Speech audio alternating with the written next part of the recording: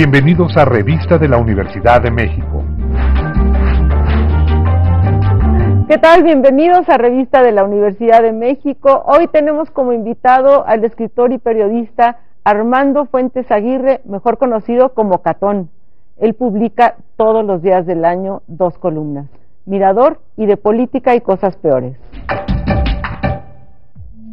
Apasionado de la historia de México, el escritor y periodista coahuilense Armando Fuentes Aguirre, Catón, ha publicado, entre otras ediciones, 4 tomos de la serie La Otra Historia de México, que integra los títulos Hidalgo e Iturbide, Juárez y Maximiliano, Díaz y Madero, y el más reciente, Antonio López de Santana, ese espléndido bribón y la guerra de Estados Unidos contra México, esa infame bribonada. Los verdaderos héroes de la historia, apunta Fuentes Aguirre, son hombres y mujeres cuyas vidas encarnan la grandeza, pero también la miseria del ser humano. Están lejos de ser los héroes de bronce inmortalizados en los libros oficiales de texto. Con esta visión, Armando Fuentes Aguirre, Catón, retrata al seductor de la patria, Antonio López de Santana, Su Alteza Serenísima. Un libro apasionante que recrea al México caótico y convulsionado de una época donde las traiciones, la ambición de poder y las conspiraciones definirían el rumbo de la nación. Nacho, pues tenemos a Catón, un periodista muy conocido, muy leído. Claro que sí. Ahora vamos a platicar de algo maravilloso. Y es que cuéntanos cómo nació Catón, cómo nació de Armando Fuentes Aguirre, por qué se transformó en Catón, cómo empezó eso. Bueno, el azar ha determinado muchos aspectos de mi vida. Yo podría decir que soy fruto, en lo más importante de mi existencia, de la casualidad. Por ejemplo, yo empezaba a hacer mis pinitos de periodista, era reportero, y todos los días iba a mi trabajo en un cochecito usado que nunca se descomponía, jamás, hasta que un día se descompuso. Y entonces por primera vez hube de ir a mi trabajo en el autobús.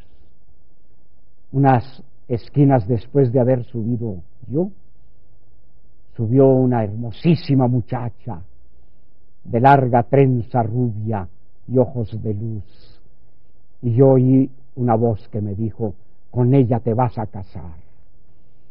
Y con ella me casé hace 48 años, y me pregunto, si no me hubiera subido yo a ese autobús, ¿qué habría sido de mi vida? Con mi ejercicio de escritor sucedió lo mismo. Me llamó Alejandro Junco de la Vega, del Grupo Reforma, y me preguntó si me interesaba escribir. Entonces era el periódico El Norte, el más leído de Monterrey.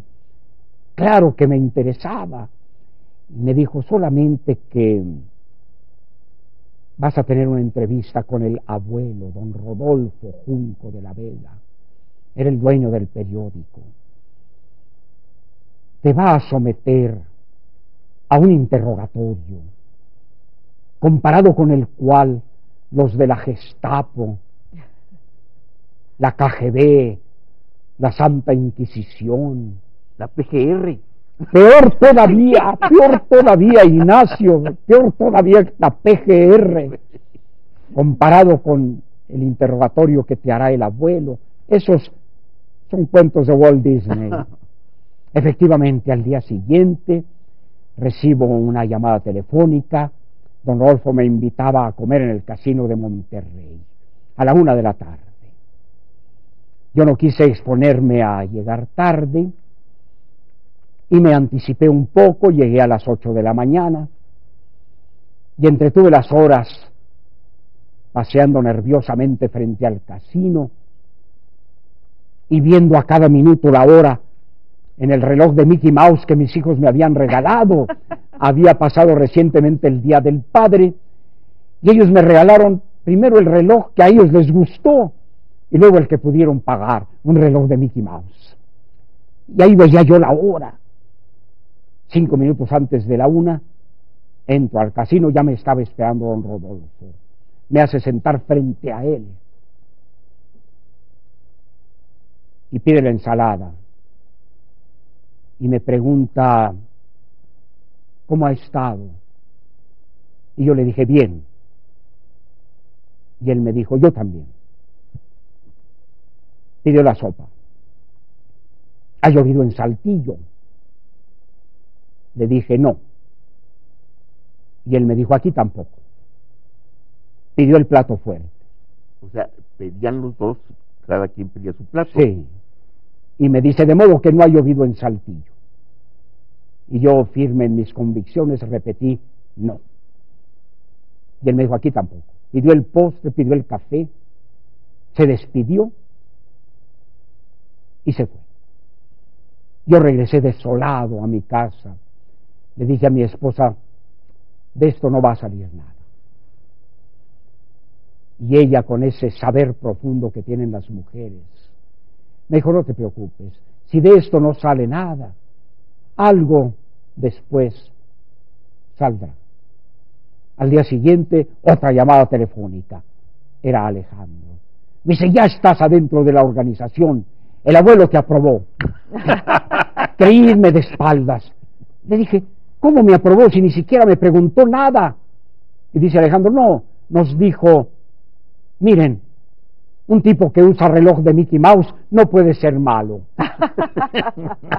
Ahí es donde empieza a nacer ese personaje al que tú te has referido, Catón. Pero ¿por qué Catón? Fue un personaje, como ustedes saben, sí, claro, de Roma antigua, que se caracterizaba porque era muy criticón. Era el censor, ¿no? Así es, efectivamente.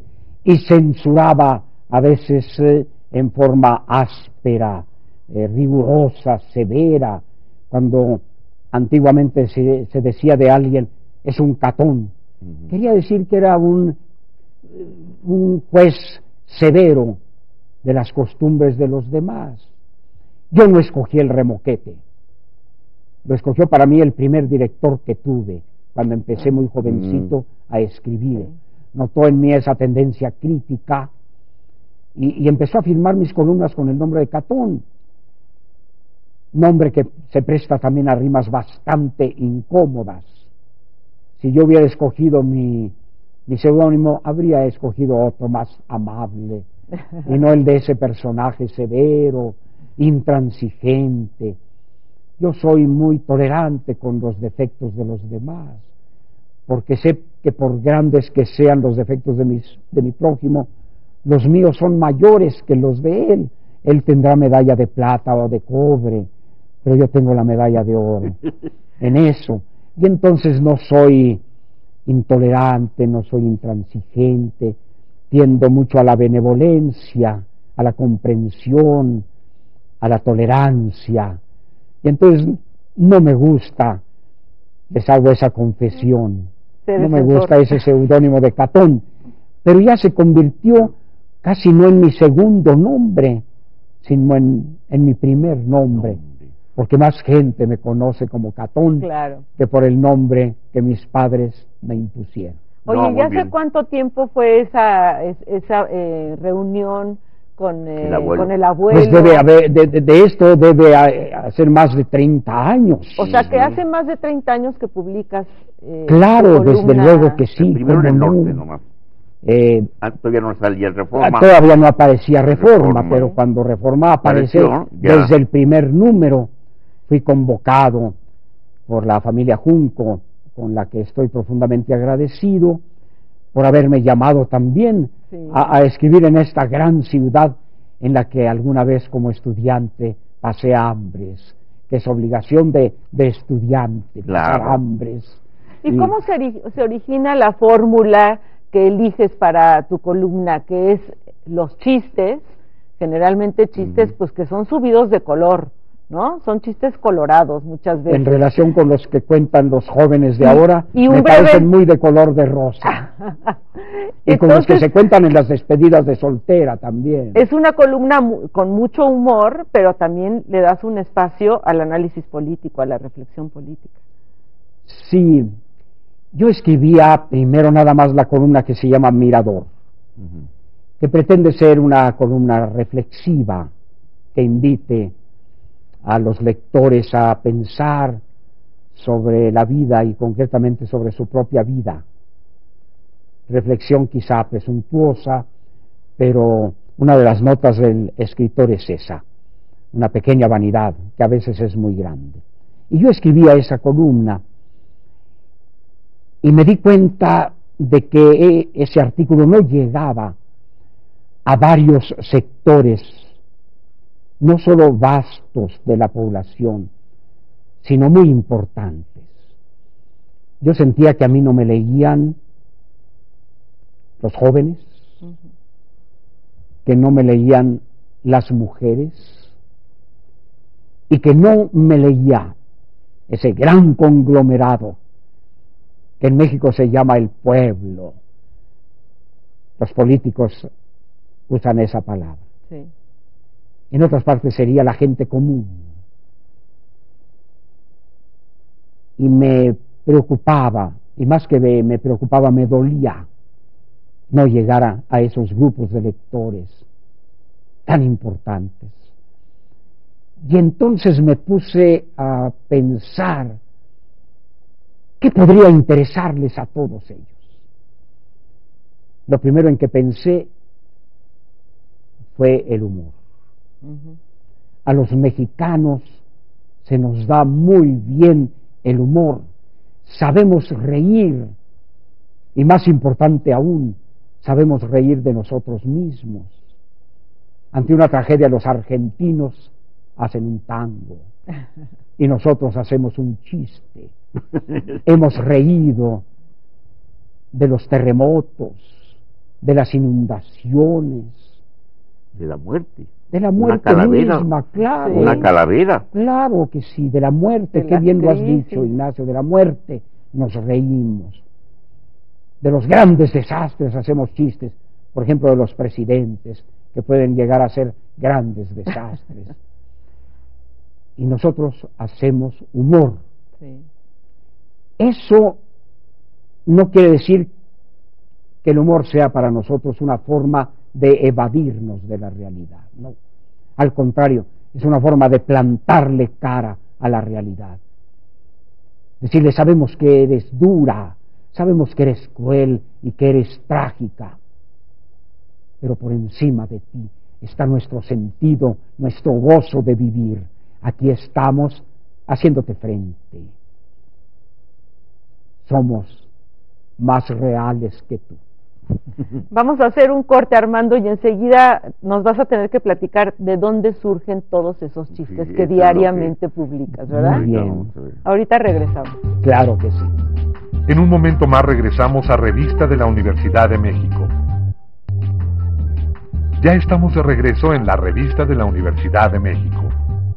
Bueno, estamos de vuelta aquí en Revista de la Universidad de México. Estamos conversando con Catón, Armando Fuentes Aguirre.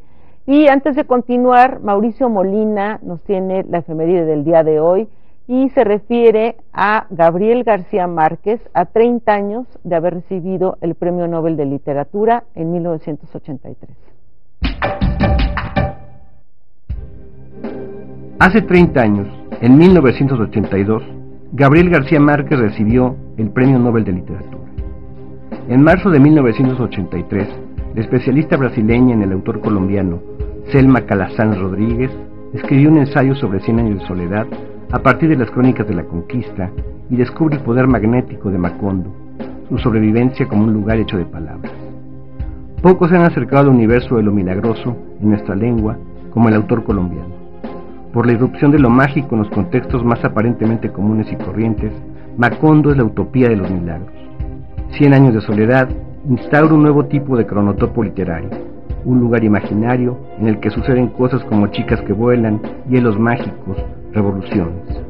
García Márquez atraviesa lo funambulesco, lo circense, y se convierte en el autor de un mundo al mismo tiempo telúrico, la tierra del milagro que atisbaron Bruegel y Posada. El coronel no tiene quien escriba, con su sobriedad y contención dramática, nos ofrece un escritor emparentado con el absurdo, a lo Beckett y Camus. Sin embargo, es en Cien años de soledad, o en la serie de cuentos titulada La increíble y triste historia de la cándida Heréndira y su abuela desalmada, donde las potencias imaginativas y literarias de García Márquez se despliegan de manera contundente. Cada página de García Márquez es un verdadero festín, un milagro lingüístico. Pocos autores como él se han ganado a pulso el consenso de la crítica y del gran público. Bueno, muchas gracias a Mauricio Molina por una cápsula tan espléndida como esta del gran Gabo, y sobre todo de ese merecidísimo premio Nobel que honra a Latinoamérica y a las letras españolas. Pero continuamos con nuestro querido y admirado Catón, que como nos contaba ya es casi su nombre de pila. Entonces, pues yo creo que tenemos que decirle a Catón, sobre todo, ahorita hablábamos efectivamente me llama la atención el contraste que hay entre la columna de donde aparecen los chistes y los comentarios políticos y el Mirador, que a veces es más bien filosófica. Así es. Pero una pregunta obligada es cómo le hace verdaderamente, yo me imagino que es así un archivo interminable para tener esa cantidad de chistes que no se repiten, inagotables. Pero antes creo que nos debes de contar el tercer aspecto que te faltó decir, porque dijiste dos.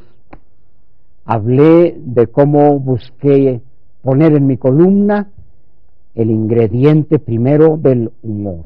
Uh-huh. Sabemos reír. Luego un elemento que es importantísimo en la vida, tanto que a ese elemento se debe nuestra vida, el sexo. A todos nos gusta, es parte indispensable de la vida. Lo descubrió Hugh Hefner, el genial creador del Playboy. Tenía un pequeño capital y pensó en invertirlo en una revista, pero no sabía qué tipo de revista hacer. Se plantó frente a un kiosco de revistas y vio que había de todos los temas imaginables. Había de mecánica popular, había de política, había de noticias, y todos veían las portadas de los señores que estaban ahí presentes, observaban esas portadas. De pronto pasa por la calle una hermosísima muchacha y todos los señores vuelven la vista para mirarla.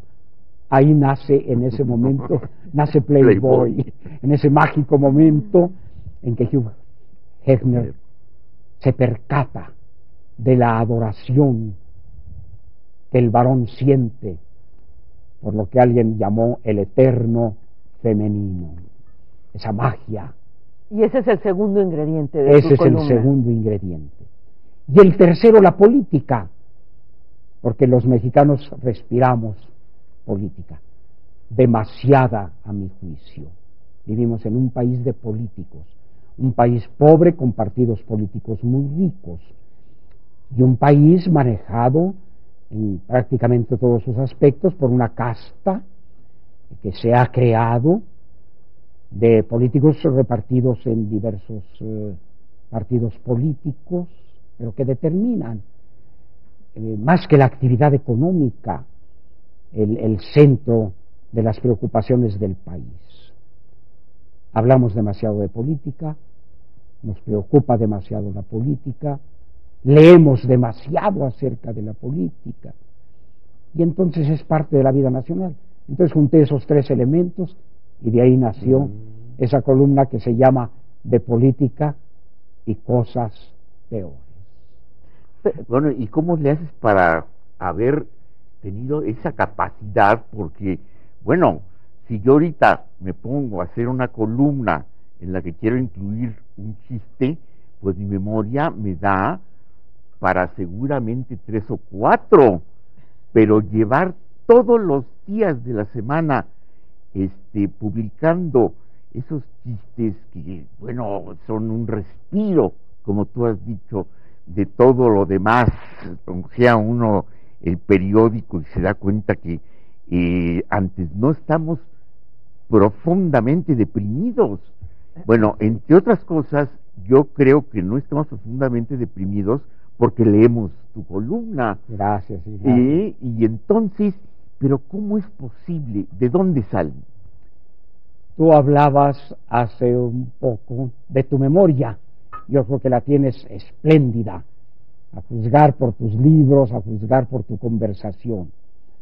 Alguna vez yo entrevisté a un comediante que vino a México y que era extraordinariamente bueno y extraordinariamente simpático, Juan Verdaguer. Y le pregunté cuál era el misterio de su arte de gran decidor de chistes. Y él me dijo, mire, la mejor fortuna de un comediante es tener muy buena memoria y esperar que los demás no la tengan, para que no digan, este cuento yo ya lo conocía, ya lo había oído. Lo que puedo decir sobre esto es que la veta del humor es inagotable.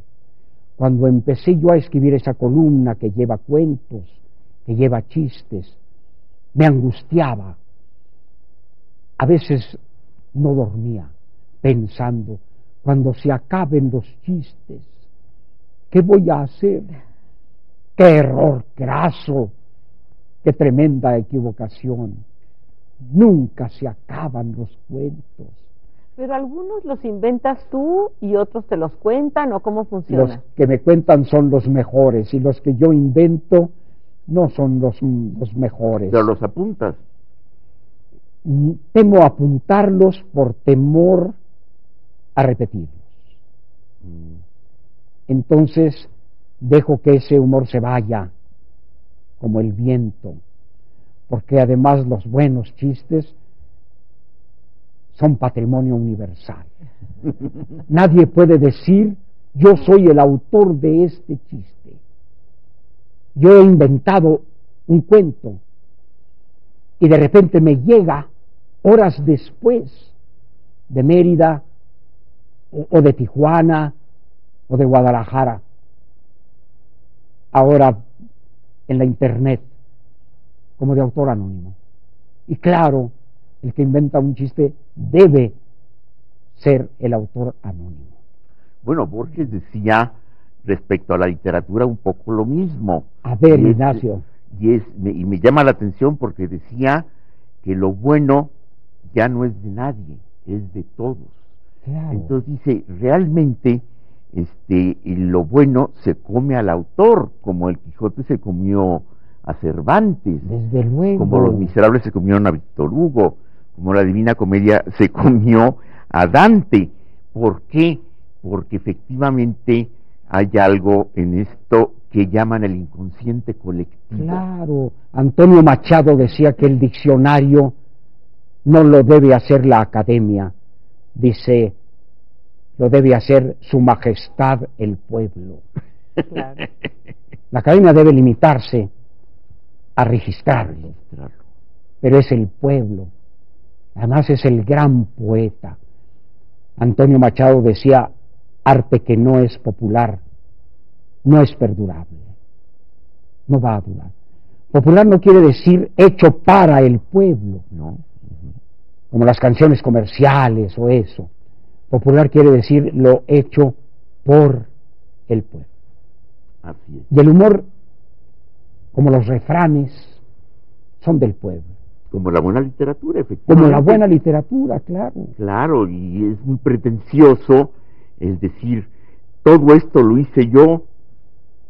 ¿Para qué? Es una carga, es un sobrepeso. Desde luego. En cambio, pensar lo que nos está diciendo, de que de alguna manera muchos de esos chistes surgen de tu imaginación, ya con eso quiere decir que es del inconsciente colectivo.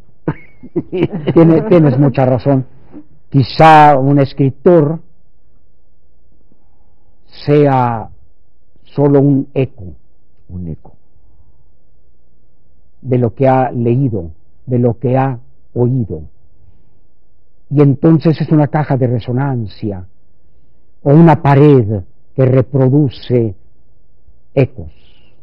Así es. En eso consiste el arte, en la humildad. En la humildad.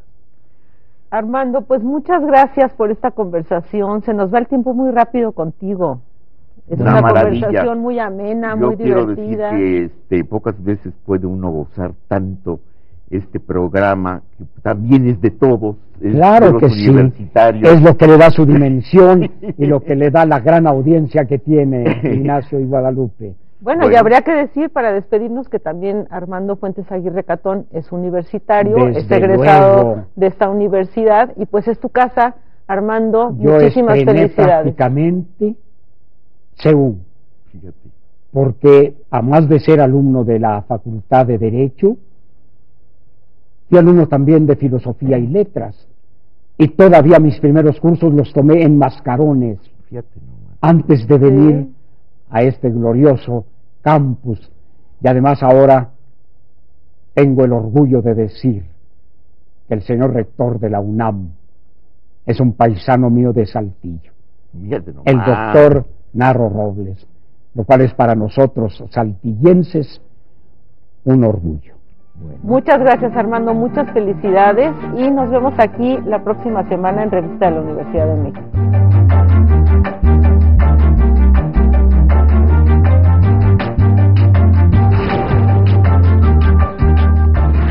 Los esperamos la próxima semana en Revista de la Universidad de México.